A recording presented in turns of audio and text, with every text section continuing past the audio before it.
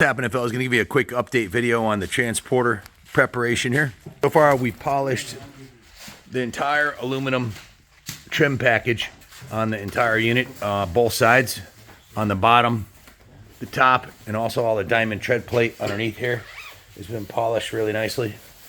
The fenders, everything's been polished.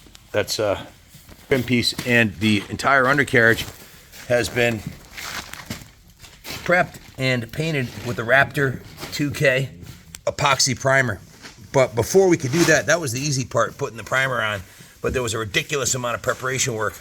The entire undercarriage. Now keep in mind, I drove this rig from the Yukon Territory, Yukon, Tesla, and Alaska to Connecticut, 5,400 miles. I put about 8,000 miles on it so far. It hadn't been done since it was manufactured. And the last thing you want on an all-steel trailer is to have any rust on undercarriage. So we started with power washing it. We used the POR 15 cleaner degreaser, scrub brushes, scrubbed the entire undercarriage. These sanding wheels, the metal wheels here, and went over the entire undercarriage with these, along with the scraper, to get any of the loose or flaking debris off of there. So then this metal trim here, we quadruple zero steel wooled with a Pro 40 aluminum polish to give it a nice even finish. Then we covered it up, taped it up, and then we used the metal prep, which is POR 15 rust remover. Basically, it takes it looking from like this to nice, even gray. Did a bunch of research, online research and personal research, and this Raptor anti-corrosive epoxy primer is the best stuff to put on.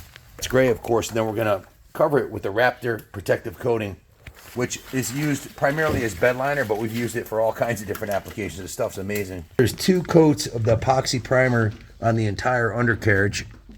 I'm not sure how many steps it took to get to this point, but it was a lot of work. We have a project plan here, including all the different chemicals and paints and stuff that we're using here. Daytona bus, get ready for Daytona. And also been writing down here daily how many hours we got and how many guys worked on it. And as of today, or at the end of the day today at 6 o'clock, we'll have 328 hours into prepping the exterior. It included polishing all of aluminum, sanding down scratches on the fenders and polishing them, prepping the entire undercarriage along with 2 coats of primer, polishing all the stainless covers, and prepping the roof to have the roof resealed. I asked the local shop what they would charge to do this work, and I said, what would you charge to reseal the roof? And they said $400.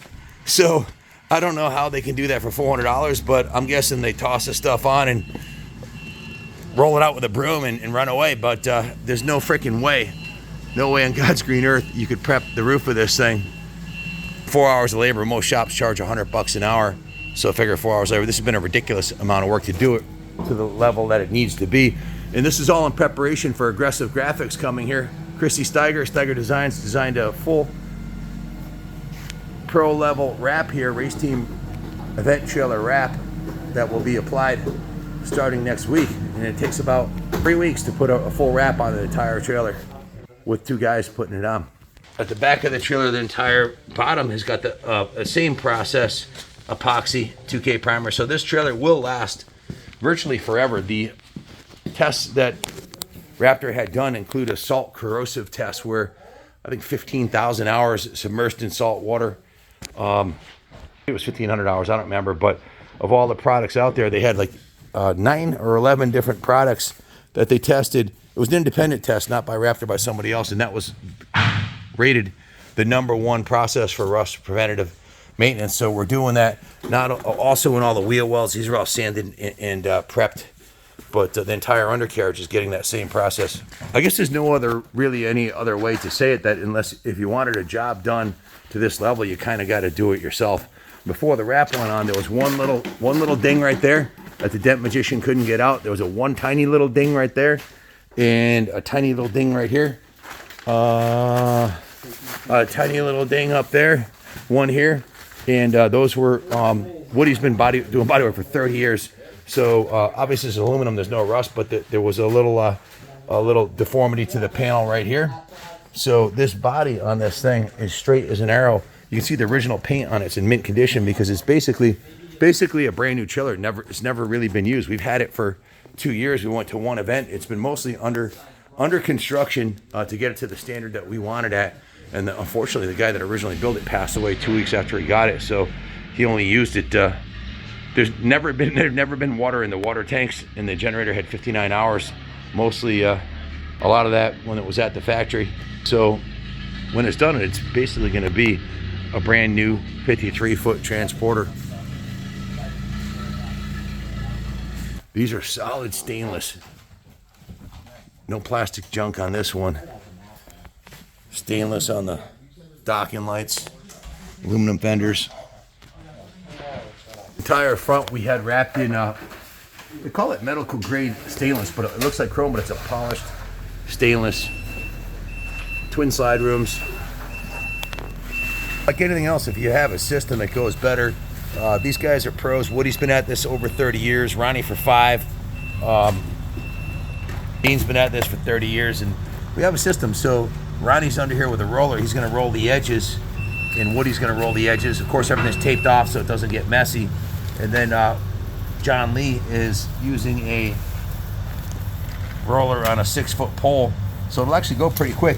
The easy part is putting it on. Yeah, we can put this on in 4 hours, $400, but if you don't prep the surface first, that's what makes the application last a long time.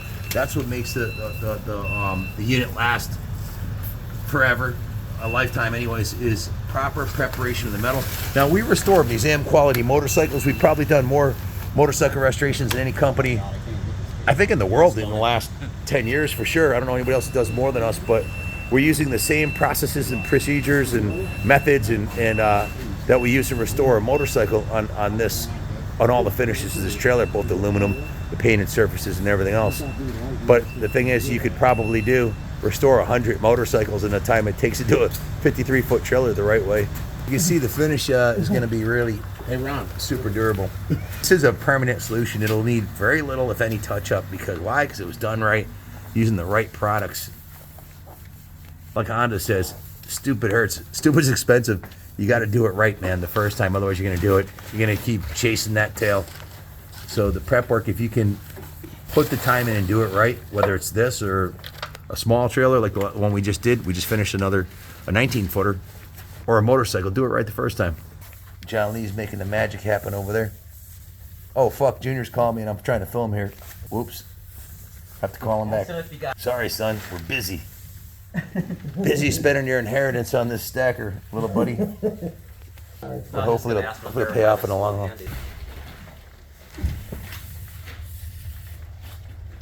Making the magic happen. You can see it. We're lucky to be inside this radiant heat floor shop because it's freaking cold out. It's a beautiful morning. Wheel wells are going to get the same exact process in here with the 2K primer and the Raptor bed liner. These actual aluminum fenders can dent from the inside out if rocks come flying up, so the bed liner will protect that. Also, we're also sanding down the edge of the discs and clean the disc surface with a little sandpaper so it'll break better. Everything under here will be perfect when we're done. We got to give it an hour, a minimum of an hour between coats, and we're doing a minimum of 2 coats on here. So you have 2 coats of primer, one coat of rust converter, 2 coats of primer, 2 coats of bed liner. So it'll be 5 coats on the undercarriage, and it was seam sealed. Dean seam sealed. I forgot to mention that. Every crack and every crevice in here has been seam sealed. This is the seam sealant. We use 3M Marine adhesive sealant. Really good stuff. And we use the 4200 in white on every single seam from top to bottom. 13 foot, 6 inches at the top all the way to the bottom on I don't know how many seams, but all of them.